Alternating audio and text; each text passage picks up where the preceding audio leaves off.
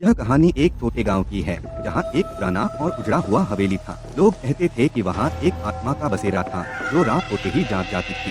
एक रात गांव का एक युवक रवि अपने दोस्तों की चुनौती पर उस हवेली में जाने का फैसला करता है। हवेली के पास पहुंचते ही रवि ने महसूस किया कि वहां की हवा भारी हो गई थी। हवेली के दरवाजे पर हाथ रखते ही वह अपने आप खुल गया। अंदर अंधेरा और सन्नाटा था। अचानक एक ठंडी हवा का झोंका रवि के कानों के पास से गुजरा और उसे किसी के फुसफुसाने की आवाज सुनाई दी। रवि ने मुड़कर देखा।